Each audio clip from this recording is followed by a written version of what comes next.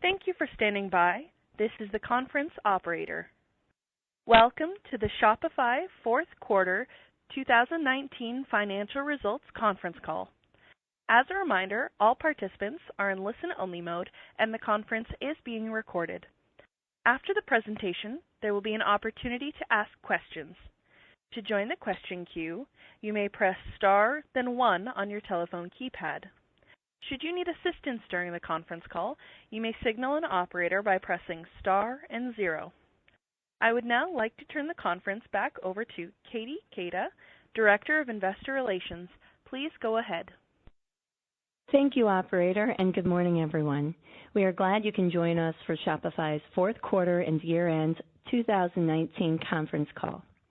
We are joined this morning by Toby Lutke, Shopify's CEO, Harley Finkelstein, our Chief Operating Officer, and Amy Shapiro, our CFO. After prepared remarks, we will open it up for your questions. We will make forward-looking statements on our call today that are based on assumptions and therefore subject to risks and uncertainties that could cause actual results to differ materially from those projected. We undertake no obligation to update these statements except as required by law. You can read about these risks and uncertainties in our press release this morning as well as in our filings with U.S. and Canadian regulators. Also, our commentary today will include adjusted financial measures, which are non-GAAP measures. These should be considered as a supplement to and not as a substitute for GAAP financial measures. Reconciliations between the two can be found in our earnings press release, which is available on our website. And finally, note that because we report in U.S. dollars, all amounts discussed today are in U.S. dollars unless otherwise indicated. With that, I turn the call over to Harley. Thanks, Katie, and good morning, everyone. 2019 was a phenomenal year for Shopify. Our merchant base is stronger than ever, with more than 1 million merchants using Shopify to pursue their paths as entrepreneurs. The mix of merchants from outside our core geographies continues to expand as we help more entrepreneurs around the world reach for independence by launching businesses on Shopify. We broke new ground in our journey to make commerce better for everyone by launching the Shopify Fulfillment Network. We made our largest acquisition to date with 6 River Systems to help us transform the fulfillment industry. And best of all, our merchants did great, generating more than $61 billion in GMV in 2019, an average of more than $1 billion per week last year, and positioning Shopify merchants on an aggregated basis as the second largest e-commerce retailer in the U.S. These achievements in 2019 point to the strong momentum of Shopify's flywheel. As we lower the barrier to entry to entrepreneurship, more people are trying their hand at starting a business on Shopify. This enables Shopify and our expanding ecosystem of partners to keep innovating to help merchants of all sizes sell more and sell more efficiently. This translates into the success that our merchants are seeing today. Encouraged by this momentum, we continue to invest in our merchant success in 2019, strengthening our platform, expanding our product offering, and further differentiating Shopify Plus. Let me highlight some of these enhancements we made in 2019. In the middle of last year, we introduced Shopify Capital to non-Shopify payment merchants, which allowed us to advance more capital to more entrepreneurs. This helped us advance more than $430 million in 2019 through Shopify Capital for a cumulative $885 million since inception to help merchants grow their businesses. We released a number of new digital marketing features to help brands connect directly with their customers and build lasting relationships. These include Shopify Email, Shopify Chat, and more ad buying tools through partnerships with Facebook and Microsoft, helping merchants reach more potential buyers without ever having to leave the platform. While digital marketing goes a long way towards helping our merchants sell more online, we know that our merchants are selling both online and offline. We made great progress helping merchants sell more in person with the release of our new retail hardware collection. The Tap and Chip Reader, Dock, and Stand delivers a seamless online and offline shopping experience. We plan to launch our more intuitive and scalable all-new point-of-sale software in the coming months, further simplifying merchant operations and helping them grow their brick-and-mortar businesses. The time-saving features we launched last year to help merchants sell more efficiently include order editing, a long-awaited enhancement that saves merchants time and effort when making changes to customer orders, single sign-on for faster and easier switching between multiple Shopify stores, our translation API, which allows merchants to more easily sell in multiple languages, and Shopify Pay, which continued to help merchants convert sales in 2019. More than 40 million buyers have opted into Shopify Pay. Shopify's Checkout Accelerator has been very popular with buyers and facilitated more than $1.5 billion of GMV in the fourth quarter and 65% more order volume than the same period in 2018.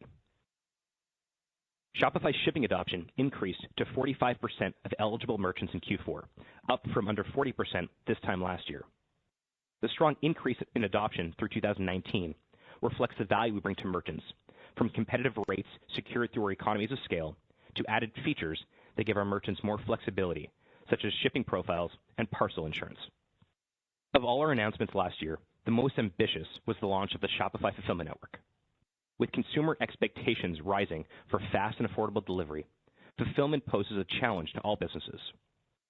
Combining our economies of scale with the automated fulfillment technology from 6 River Systems, we will enable our merchants to better compete with the largest businesses on the planet while revolutionizing the fulfillment industry as it shifts from pallets to parcels. Even though we are happy with our initial progress, it's important to remember that we are in the early stages of a 5-year plan for the Shopify Fulfillment Network. Our merchants need us to get this right, and that will take time, but we are committed to the long-term viability of the Shopify Fulfillment Network. The progress we made across our platform and products in 2019 contributed to an incredibly successful Black Friday Cyber Monday sales weekend for our merchants, who generated nearly $3 billion in sales worldwide to over 25 million consumers. This demonstrates the increasing power of direct-to-consumer brands around the world. Not only were our merchant sales outstanding, but from a platform standpoint, we reached peak volumes of over $1.5 million in sales per minute with no downtime. Let me take a moment to say how proud we are of our infrastructure and support teams and everyone else that made this holiday selling period an enormous success for our merchants.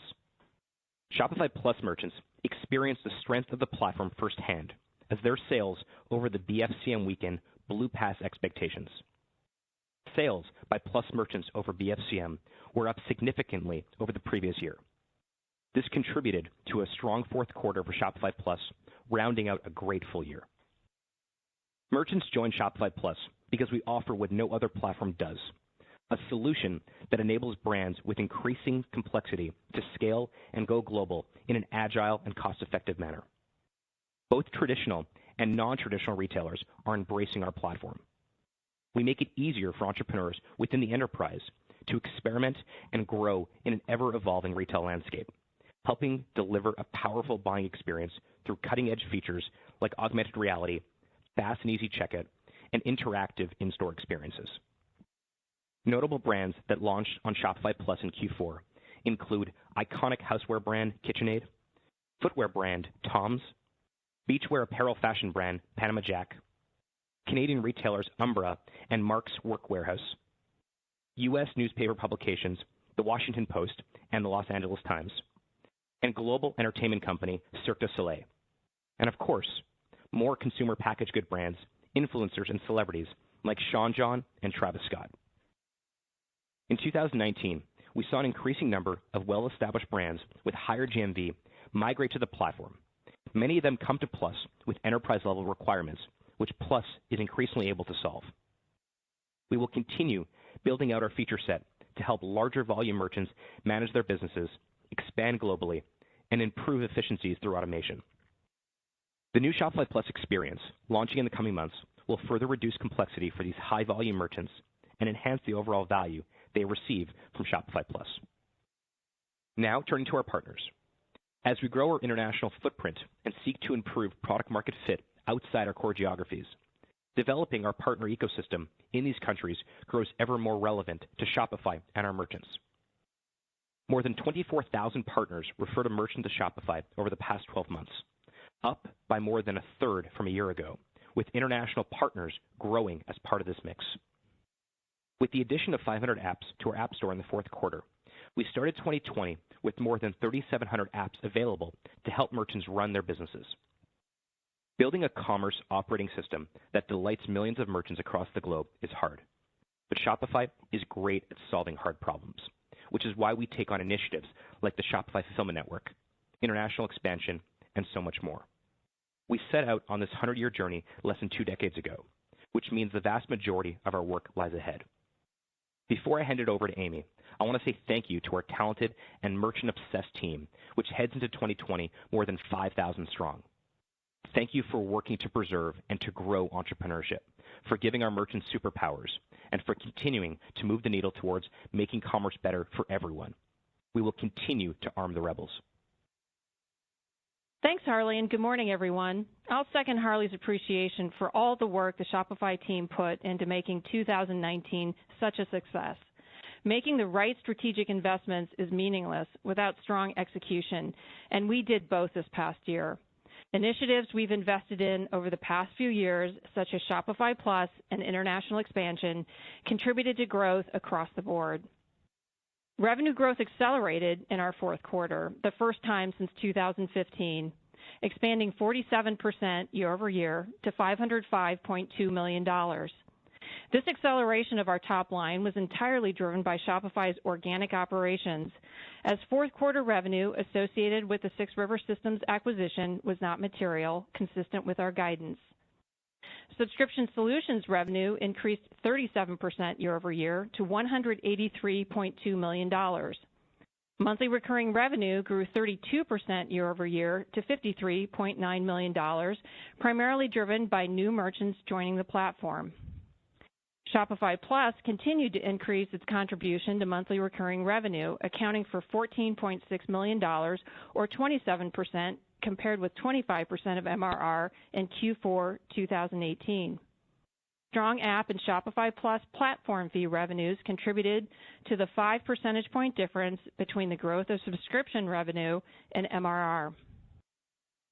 Merchant Solutions revenue grew 53% over the same period in 2018 to $322 million. The acceleration in year-on-year growth was driven by continued penetration of Shopify Payments and by growth of other Merchant Solutions revenue like capital and shipping on the back of strong GMV expansion, which increased 47% year over year to $20.6 billion. Newly added revenue streams from 6 River Systems and Shopify Fulfillment Network also contributed, albeit only slightly given their early stages. $8.9 billion of GMV was processed on Shopify Payments in Q4, an increase of 52% versus the comparable quarter last year. Payments penetration of GMV was 43% versus 41% in Q4 2018, as Shopify Plus continued to increase its share of GPV, and Shopify Payments continued to expand internationally. Adjusted gross profit dollars, which excludes the impact of stock-based compensation expense and related payroll taxes, as well as amortization of acquired intangibles, grew 44% over last year's fourth quarter to $269.9 million, even after taking into account the acquisition of 6 River Systems, our ramp-up of investment in Shopify Fulfillment Network, and a greater mix of Merchant Solutions revenue versus last year. This reflects strong growth from higher margin revenue streams like Shopify Capital and the variable platform fee from Shopify Plus merchants. Adjusted operating income, which excludes the impact of stock-based compensation expense and related payroll taxes, as well as amortization of acquired intangibles, grew 33% in Q4 to approximately $28.4 million, or 6% of revenue, compared with $21.4 million, or 6% of revenue in the fourth quarter of 2018. Adjusted operating income year-over-year growth was impacted by the addition of operating expenses related to the 6 River Systems acquisition and an $8 million non-recurring indirect tax charge in the fourth quarter of 2019. Adjusted net income for the quarter grew 70% to $50 million, or 43 cents per share, compared with $29.4 million, or 27 cents per share in last year's fourth quarter. Finally, our cash equivalents, and marketable securities balance was approximately $2.5 billion. As we build Shopify to be a company that sees the next century, the North Star guiding us there is simple: delivering a great product to our merchants. This means building a powerful global commerce operating system that lowers the barrier of entry to entrepreneurship so anyone, anywhere can start a business, arms our merchants with the tools and capabilities to build a successful business, and connects our merchants directly with their buyers, allowing them to build their own brand and develop their own customer relationships. Today, I will update you on the progress of 3 key investments in 2019 that moved us in the right direction: international expansion, Shopify Fulfillment Network, and 6 River Systems. I'll then preview what we're focusing on in 2020. Starting with international, in 2018, we began investing in international expansion, and we saw promising results following the translation of the merchant admin into 6 languages and other localization efforts. Our momentum picked up with further investment in 2019 as we continued to improve product market fit across focus markets. With our merchant admin now available in 20 languages, Shopify payments available in 15 countries, and more localized growth marketing and partner development, the results speak for themselves. International merchant and GMV growth consistently outpaced that of our established core markets this past year, with both increasing their contribution to overall merchant and GMV mix. At the end of 2019, more merchants around the world had launched businesses on Shopify, with our international merchant base growing to 29% of our total merchant base, up from 24% the prior year. Turning to Shopify Fulfillment Network, fast and affordable fulfillment is table stakes for the success of our merchants. Since launching in Q2, we have selectively added dozens of merchants and several partners to our early access program, maintaining our focus on performance quality over scale at this early stage and optimizing for the merchant experience. We also worked with our warehouse partners to bring more nodes online through the 4th quarter.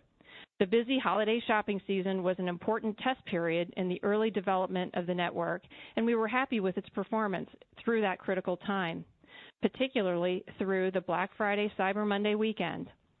With fewer than 1 million fulfillments since its launch, Shopify Fulfillment Network is still in the early part of the product market fit stage, and we're working to ensure performance and merchant experience before we start to scale. We're off to a good start, and most merchants surveyed tell us Shopify Fulfillment Network is a good value for their money, and order accuracy rates to date remain high. This, along with the delight merchants have expressed to us about their experience with Shopify Fulfillment Network, are testament to the value add of fulfillment as well as to the quality of our partners. Lastly, 6 River Systems got off to a great start as part of Shopify, working with teams across Shopify and especially Shopify Fulfillment Network. One of our partners deployed 6 River Systems technology in a node last month and is already benefiting from the added efficiency and support.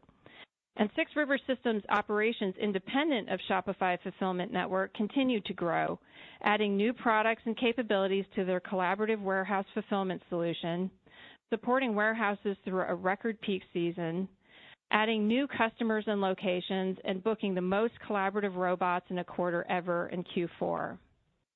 Now for a preview of 2020, which is clearly a year of heavy investment for us. Over the past 5 years, we have greatly expanded Shopify by pursuing what we see as an incredibly worthy goal, providing a platform for anyone, anywhere to establish and grow new independent businesses. As Harley said, we are more than 1 million strong at the close of 2019, 1,069,000 to be precise. This compares with 144,000 merchants just 5 years ago, a compound annual growth rate of 49%. Our success with merchants has not been by accident. We have demonstrated the ability to allocate capital wisely and execute against ambitious plans to make the Shopify platform better, bigger, more performant, and increasingly relevant for merchants of any size. This is how we earn trust and grow wallet share from our expanding merchant base. By investing in multiple opportunities so they deliver returns over the near, mid, and longer term, we have been able to sustain rapid growth. While 2020 represents a continuation of this approach, it is also the first full year of our most ambitious investments yet, Shopify Fulfillment Network and 6 River Systems. While both have multi-year time horizons, they also hold potential for outsized returns. As we laid out last June, we expect to build out a Shopify Fulfillment Network to take 5 years from the early access program launch in mid-2019, costing approximately $1 billion. Most of this spend is expected to be variable based on the cost to fulfill goods. We expect the Shopify fulfillment network to be dilutive to 2020 adjusted gross profit, given growing but still limited scale in terms of volume while in the product market fit stage. In 2020, we expect to continue to focus on building the software that connects the network and enables merchants, with our partners supplying warehouse capacity and services and outbound transportation. We are directing a small portion of the $1 billion to open a small Shopify-run R&D center in Ottawa so our product teams can learn fulfillment firsthand, including trialing new warehousing and fulfillment technology. This R&D center, of course, includes technology from 6 River Systems, which we expect will prove increasingly valuable to Shopify Fulfillment Network, as well as to the dozens of other warehouses that have begun to leverage 6 River Systems technology. We see many similarities between 6 River Systems and Shopify at a similar size: a dedicated team, innovation for meaningful disruption, and most importantly, a passion to democratize commerce, albeit on the fulfillment end of things. As such, we will continue to invest for growth of 6 River Systems collaborative warehouse fulfillment solutions independently, as well as in the integration of this technology into Shopify Fulfillment Network. While 6 River Systems is also expected to be dilutive to adjusted gross profit in 2020, we are motivated by the longer-term expected gross margin and the velocity we expect its technology will add to fulfillments. Shopify Plus and international expansion also merit incremental investment in 2020, as we've seen by the expanding contribution of Shopify Plus to MRR and GMV. The demand from larger brands who want the superpowers needed to thrive in commerce today is enormous. The complexity needing to be solved for larger merchants is far greater than what most of our merchants face, so we'll continue to lower complexity for them by investing in areas like automating rote processes and enhancing wholesale capabilities. Expansion outside our core geographies offers another opportunity that lies ahead for Shopify Plus in 2020. This past year has proven out the massive opportunities still available outside our core geographies. The good news is that we are still in the early stages of problem solving for international merchants, with true product market fit and focused international regions yet to come. Because the desire for entrepreneurship is universal and our platform is so approachable, opportunity exists in every country on the globe. So we will increase our investment in 2020. Our challenge lies in bringing the full potential of the Shopify platform available to everyone, which we plan to address in part with the help of local partners. We will also incrementally invest this year in the Shopify platform, with one of our biggest focus areas being our point-of-sale offering. While POS was historically managed as just another channel since it was first introduced in 2014, direct sales efforts initiated in 2019 have delivered promising early results, including 3 quarters in a row of accelerating GMV growth. This success, alongside the improved product market fit of our POS technologies for small to medium-sized businesses, with the upcoming launch of the all-new Shopify POS, warrants expanding our go-to-market strategy and scaling sales activities over the course of 2020 in order to see results in 2021 and beyond. In addition, we expect to bring more financial solutions to market in 2020 to enable our merchants. Whether it's access to financing or simply better ways to facilitate commerce, we believe we are exceptionally well positioned to add value here. Finally, we'll increase our investment in the Shopify brand in 2020, building on the foundation we laid in 2019 and encouraged by the increased awareness of and traffic to Shopify. We are confident increasing brand awareness benefits our ability to inspire entrepreneurs and attract more merchants. So there you have it. It's a long list, but a worthwhile set of opportunities to set our sights on. Building a global commerce operating system that stands the test of time is something very few companies can do well, and no company can do it without investing. The outsized revenue growth we experience in any one year is the result of calculated investments started years prior. Because we're investing to create more value for more merchants and to empower more entrepreneurs around the world, we expect to see strong top-line growth as a result. Given this year's ambitions, For the full year 2020, we expect revenue to be in the range of $2.13 billion to $2.16 billion, with an adjusted operating loss between $20 million and break even, which excludes stock-based compensation expenses and related payroll taxes of $300 million and amortization of acquired intangibles of $24 million.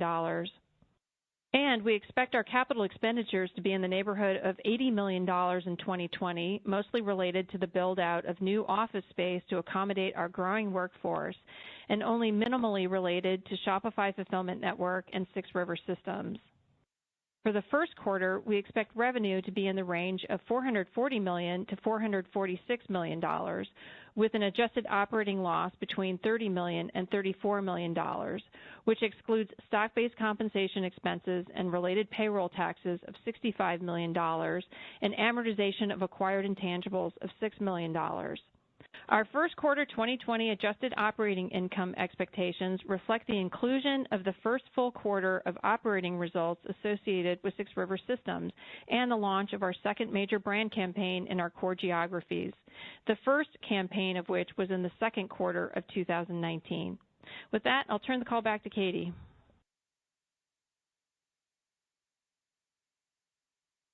Over to our listeners for their questions. We would just ask everyone to please limit themselves to one question because our time today with you is limited. With that, operator, can we please have our first question? Certainly.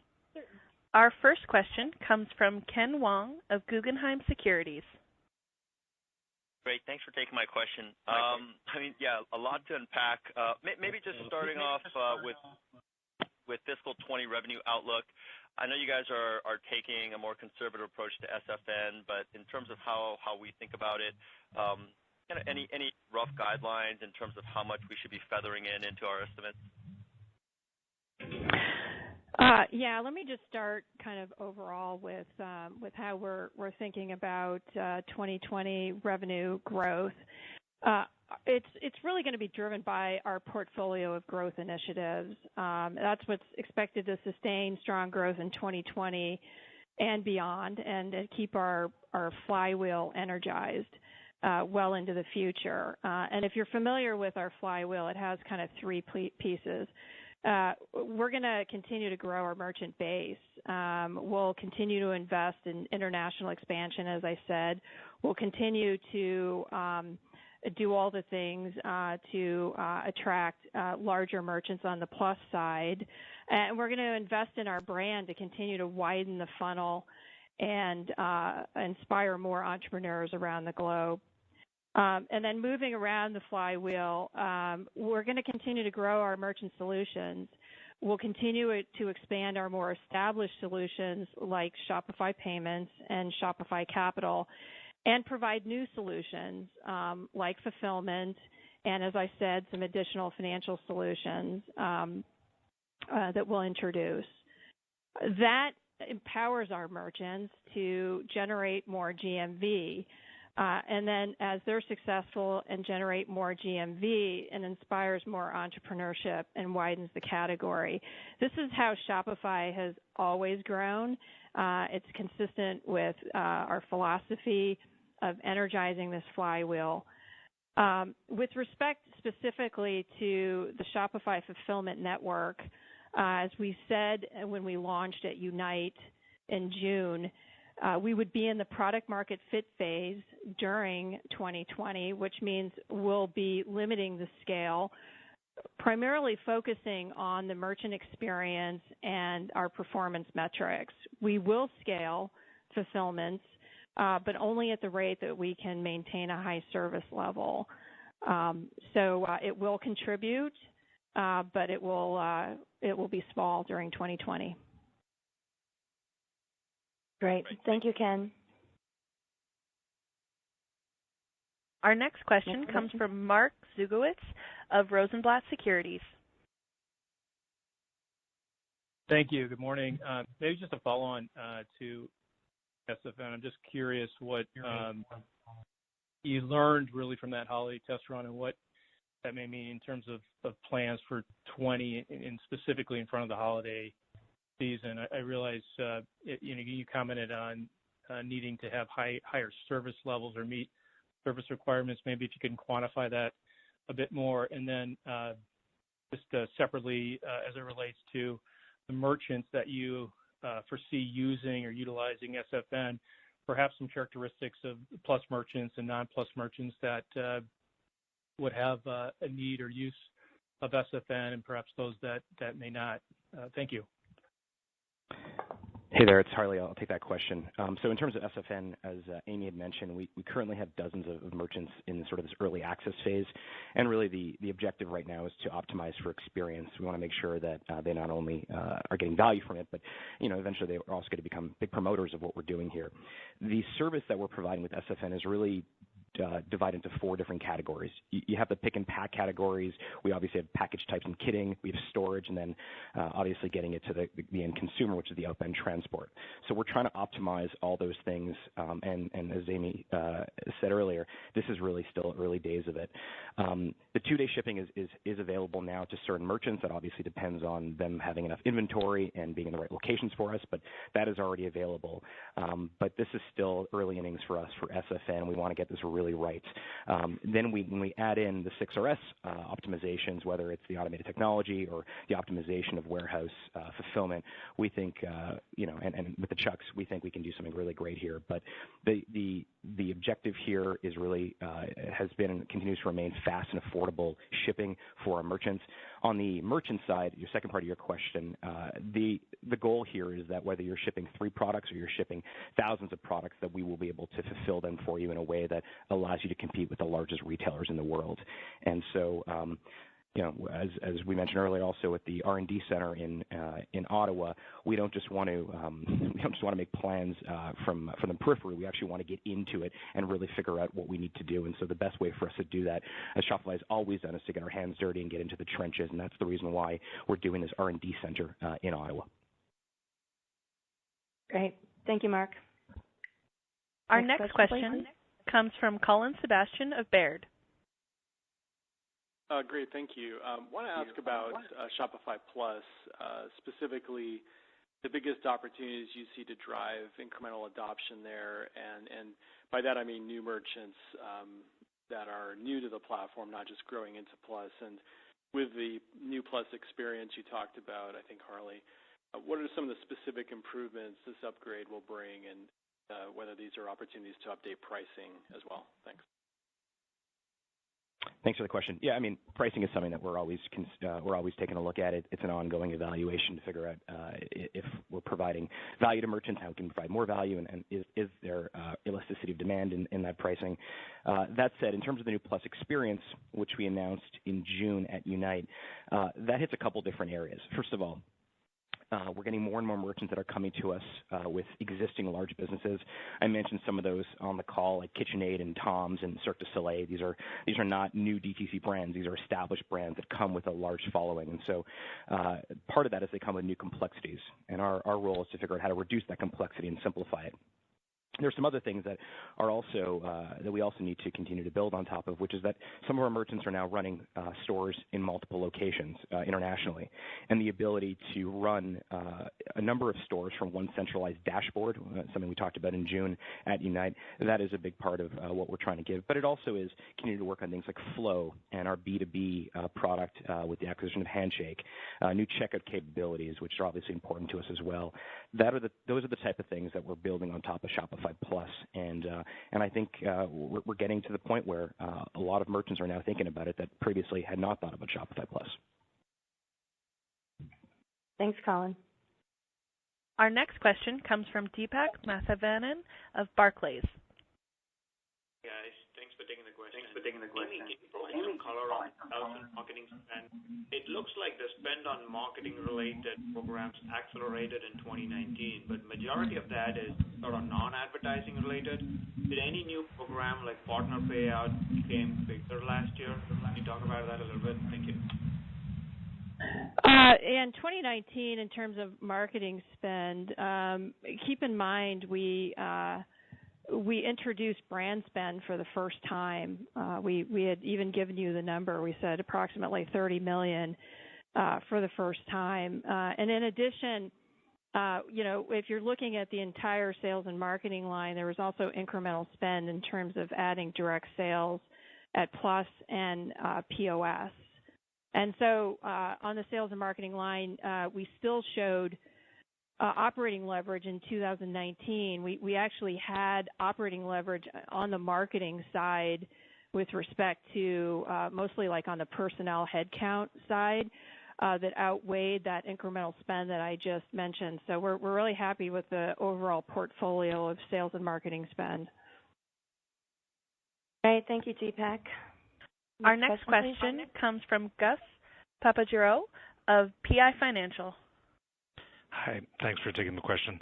I know, recognizing it's still early days on SFN, but in the few customers that you had last year, can you maybe quantify what you think the impact of SFN was to their revenue? Do you think that getting it down to 2 days and getting cheaper rates, how much of an impact it had on their revenue?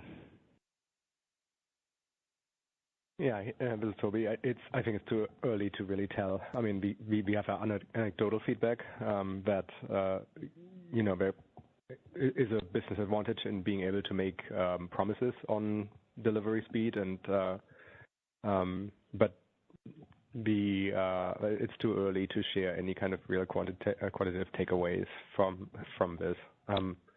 Generally, we found that in SFN, our assumptions that we've held when we decided to go in have been holding strong, and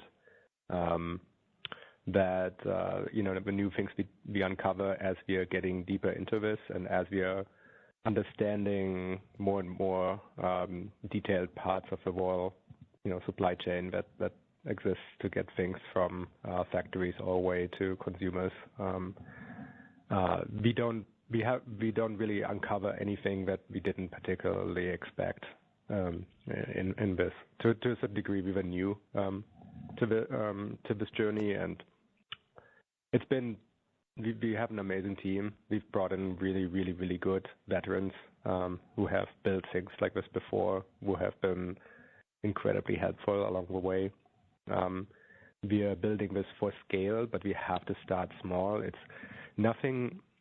It's impossible to build complex things that work unless you start with something very, very simple and then organically build it. If you build something that tries to solve for complexity immediately, it fails every single time. So this is the approach we're taking. Great. Thank you, Gus. Our next question comes from Darren Aftahi of Roth Capital Partners. Good morning. Thanks for my question. Just curious on the non-English speaking or international merchant base. Can you talk about what percentage of that is coming from Plus, and then how fast that grew year on year from 18 to 19? Thanks. Hey, Darren, Tyler here. So in terms of international, as we mentioned, we grew the mix of international merchants from about 24% of the merchant base in 2018 to 29% in 2019. And so obviously we're happy with that. We'll continue to add more languages and obviously have strong go-to-market strategies through partners and other areas to acquire new international merchants. In terms of the mix, it still is predominantly our core merchant base. Shopify Plus, of course, is being introduced into new areas. Some of it is happening organically, where merchants in Western European countries are simply coming to us and saying we want to use Plus. But I would say the majority of that merchant mix is coming from core. I would also say that the opportunity remains for Plus internationally will be in the future, and that's something that we've been thinking quite a bit about. But the majority is still a core merchant base. Great. Thanks, Darren. Our next question comes from Josh Beck of KeyBanc Capital Markets. Thanks for taking the question, team. I wanted to ask about point of sale. It seems like an area that you emphasized, one of the areas that you emphasized from an investment point of view. So are you feeling better maybe about the product market fit? And as you evolve the go-to-market there, is the goal really just to get attach rate up, within the existing base, or is there a longer-term goal to really attract brick and mortar first merchants as well? Yeah.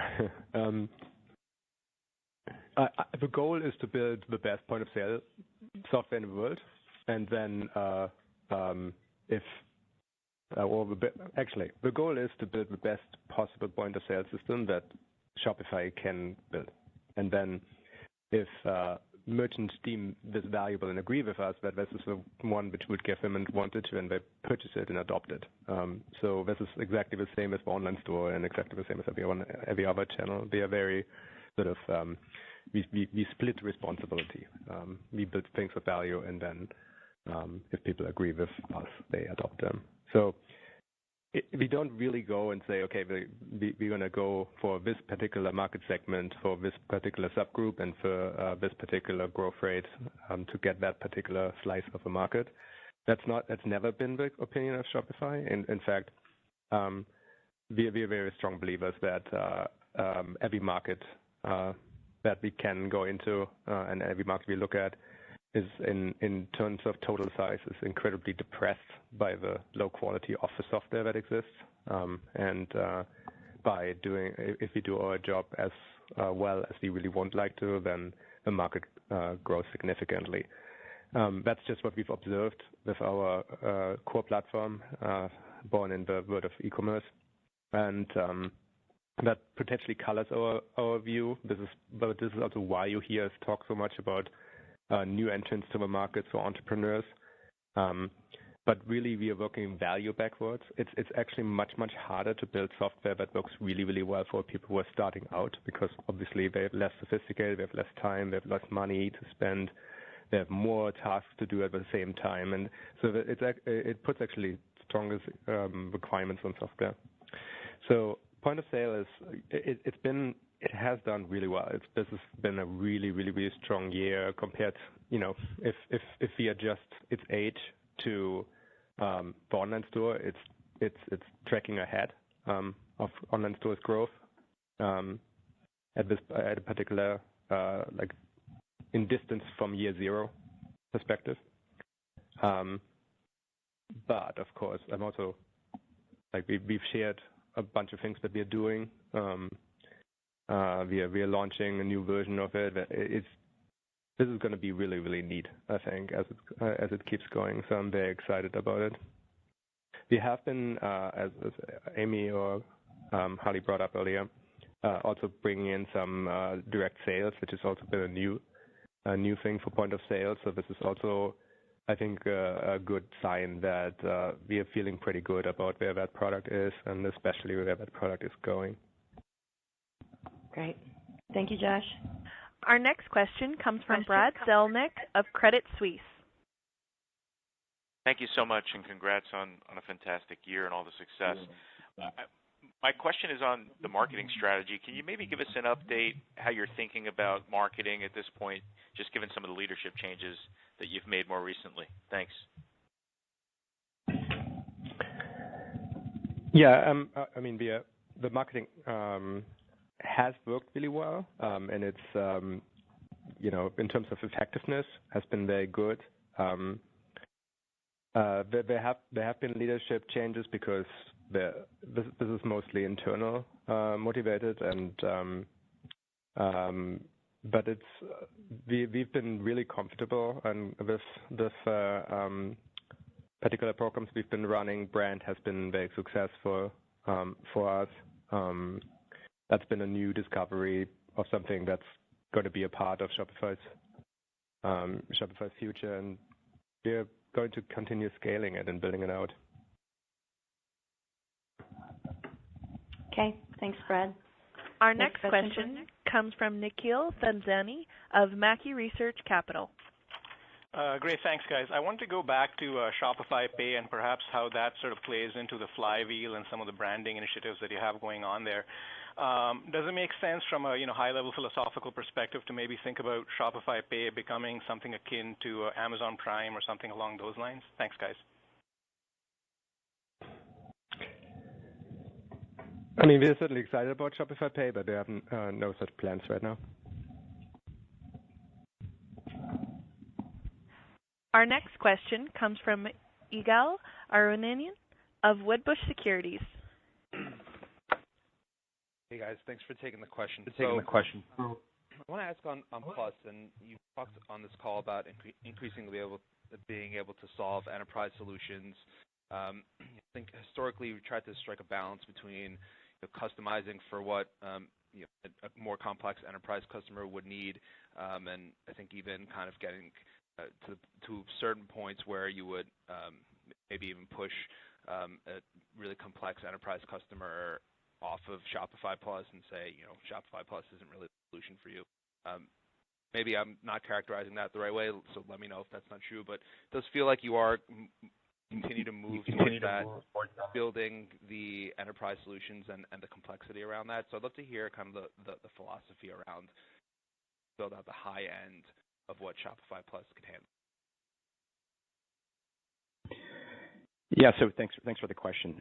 You're absolutely right. There are certain merchants that come to us and we simply say no to, and that takes a ton of courage. It's something that most companies would not do. But partially it's because we want to work with brands on Plus that want to make commerce better for everyone and are thinking about it in a very modern, contemporary way. We do not want to be dragged down to the complexities of legacy systems where they're going to begin to dictate our roadmap. They're going to begin to pull us into their mess that they have internally. The good news is that because direct-to-consumer is becoming such a major part of retail and commerce, a lot of those direct-to-consumer brands were built in the last decade, and they don't have the traditional enterprise complexity, and Shopify Plus is perfect for them.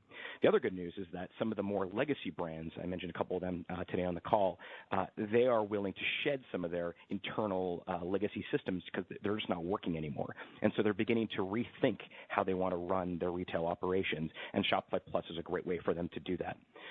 So is Shopify Plus for everyone? Absolutely not. There are merchants we say no to on an ongoing basis. Oftentimes they do come back to us and say, okay, well, we actually have rethought this and we're not going to bring all these integrations with us. We need to shed some of those because it's making us too slow, and we want to compete in a modern retail landscape. And that's kind of the way we're thinking about it. Now, that being said, there are certain new functionality and features that we're building right now because we realize that is part of the future of commerce. Things like flow and scripts and checkout capabilities and be able to run multiple stores from one single dashboard on the international side. These are things that we're working on and building, and we think that the growth of Plus, we're now over 7,000 Plus merchants. The names that are coming to us again are a wonderful mix of more traditional CPGs, but also very modern brands in some cases that are migrating over. Some cases they're migrating from a homegrown system, and we're really happy where that's at right now. Great, thanks, Yigal. Our next question comes from Kevin Krishnaratne of Paradigm Capital. Hey there. Good morning. I just wanted to go back to the strength in international and the move in the merchants ticking up there 24% to 29% of the base.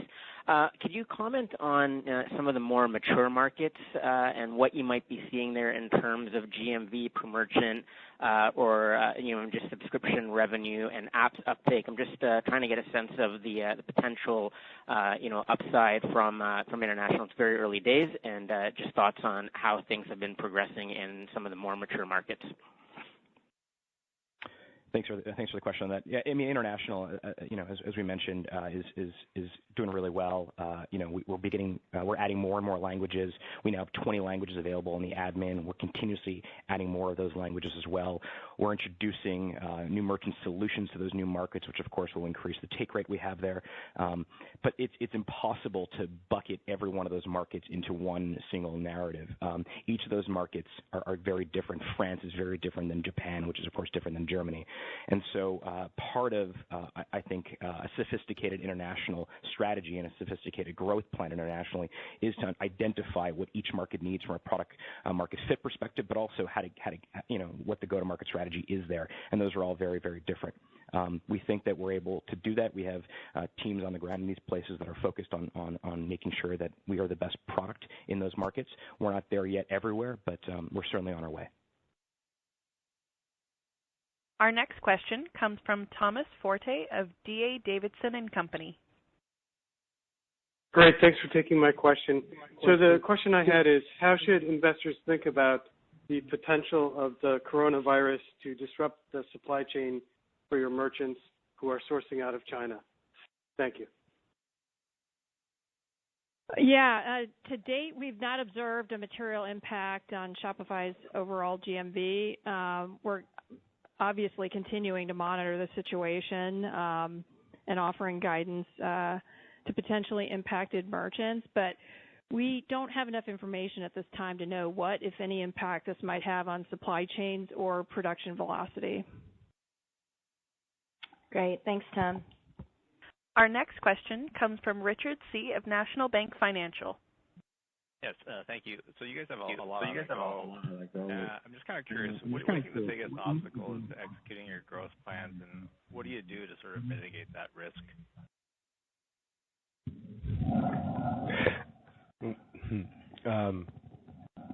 I mean, the biggest obstacle for us to executing our growth plans is finding enough great engineers to do it all. That's like, this is an engineering limited company, like I think the entire world of the software industry. So we recruit, like, I mean, I do, when I talk to my board members, for instance, they and I complain that it's really hard to hire great engineers when they tell you that I should consider myself lucky, because for everyone else it's absolutely impossible. So it sounds like we're in slightly better shape still, but this planet has not been educating enough engineers over the last 20 years. Great. Our next question comes from Koji Ikeda of Oppenheimer. Great. Thanks for taking my questions. During the opening commentary, when talking about 2020 investments, the rote process automation for Shopify Plus really caught my ear. Sounds like there could be some AI mixed within, a little bit of RPA involved with that. Maybe I'm reading too much into it, but could you talk a bit more about how you're thinking about rote process automation, the value for merchants, maybe especially with the bigger merchants that are deploying Shopify Plus? Thank you. Thanks for that question. Yeah, I mean, to be clear, we've been thinking about business optimizations and automation for merchants for a couple of years now. We announced Shopify Flow and Shopify Scripts, I think it was 2 or 3 nights ago, and so we've been thinking about this a lot. Again, one of the things that we want to do is not necessarily import the complexity that these merchants bring that are unnecessary, but rather help them modernize their own businesses. And so there are certain automatizations that we will help them with, and that's where Scripts and Flow give them this incredible amount of flexibility to build new automation practices. That being said, often when merchants come to Shopify Plus, it's part of a recalibration of what they need to be successful. They often have to rethink what they want to have in terms of the retail offerings and commerce offerings. And so we often see them coming to us with some idea of what they want to do, but if they're coming to Plus, it means they're looking for something different that the traditional enterprise offerings are not giving them. And so it's a great opportunity for us to help them work through that. Great. Thanks, Koji. Our next question comes from David Hynes of Canaccord Genuity. Hey, thanks. Good morning, guys. So we're hearing a lot more from industry participants around headless commerce, and I just want to ask about that as it pertains to, Plus sales cycles. I assume you're having the same conversations with prospects. So do you think this is the direction that the mid-market and enterprise is moving? Can you give us a feel for what % of the Plus base is running headless today? And then I guess, is there anything additional that Shopify needs to do from a product perspective to embrace that evolution?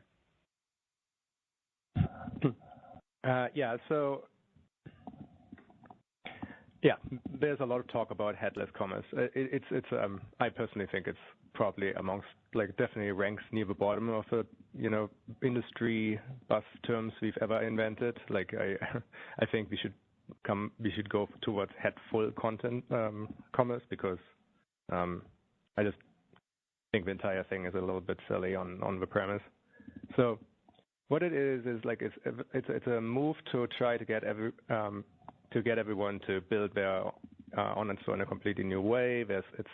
It's based on some sound fundamental technical ideas, but it's being incredibly oversold. And if you ask why a couple of times, what you will hear is what people want is they want to have a lot of control over their experience, and they want it to be very fast and so on, which is things you get out of the box with Shopify to begin with. And so we see a lot of it about it, that people are asking for it who kind of are not entirely sure why they're asking for it. On a technical level, what you need to implement it is a good set of front-end APIs, which Shopify has been shipping with out of the box since 2008. So it's available. We've always had some people who run their businesses in a completely headless way, and so for all of our customers, it's ready to be used in this particular way. And we see a lot of failed experiments in this space. So I don't want to say it's not going to be a factor, because in some instances it actually makes a lot of sense for customers with certain CMS strategies that are already implemented and already scaled. It's a wonderful way to use Shopify then and fit it into a larger ecosystem. It's a great way to fit it into like other systems like apps and so on. But it's we think that's going to be a bit like a straw fire of a buzz term. Great. Thanks, David. Our next question comes from Chris Merwin of Goldman Sachs. Okay, thanks very much for taking my question. I just wanted to ask about take rate on merchant solutions. It looks like that stepped up by about 4 basis points this quarter. That's more than what we've seen in the prior quarters. I guess mix shift has kept that take rate flattish, I believe, but did anything change this quarter, in terms of that mix shift, or just a higher take rate for one of the components? Just curious any other color you could add there. Thank you. Yeah, sure. So mix shift does continue to play a role here, and it will continue in 2020 with international growing very rapidly. But what we saw in the fourth quarter was just continued increase in Shopify payments penetration. That was the biggest contributor to the uptick in take rate, but also closely followed by the growth of other merchant solutions revenue streams like shipping and capital. And then we also had Shopify Fulfillment Network and 6 River Systems contribute, although still immaterial given their early stages. Great. Thank you, Chris. Our next question comes from Todd Coupland of CIBC. Good morning, everyone. I think you called out revenue acceleration for the first time in several years, but yet you gave a fairly conservative annual revenue guide, revenue decelerating. Can you just talk us through your thinking on that as we set up for 2020? Thanks a lot. Yeah, so, we think our guidance at the midpoint at 36% year-over-year revenue growth for 2020 is great growth for a company of our size. Specifically thinking about moving from Q4 into 2020, Q4 was just a spectacular quarter. Every part of the business was contributing. We had strong merchant growth. We had significant increased penetration of merchant solutions on the back of stellar GMV growth in a high seasonal quarter. That's not something that we expect can happen every quarter. Great. Thank you, Todd. This concludes today's question and answer session, as well as today's conference call. You may disconnect your lines. Thank you for participating and have a pleasant day.